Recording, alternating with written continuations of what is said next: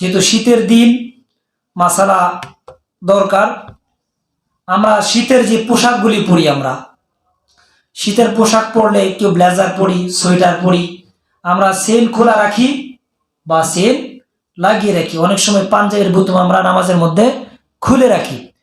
তো নামাজের মধ্যে যদি কারো এইরকম খোলা থাকে আর যদি বুক দেখা যায়, বক্ষ দেখা যায়, তাহলে তার নামাজ হবে মাকরুহে তাহরিমি।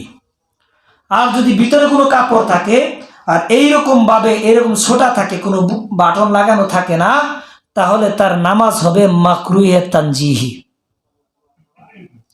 বাহারে শরীয়তের মধ্যে আছে এই মাসালাটা, বাহারে শরীয়তের মধ্যে বর্ণিত হয়েছে। এই জন্য বললাম যাতে আপনারা নামাজের মধ্যে সকলেই একটু খেয়াল রেখে নামাজ আপনারা আদায় করতে পারেন। আরেকটি মাসালা আমি আরো অনেকবার বলেছি যে জামার আস্তিনি বা জামা উল্টানো, বা কোনো ব্যক্তি জামা উল্টায় পড়লো, ওই জামা উল্টায় নামাজ আদায় করা হচ্ছে মাকরুহে তাহরিমি।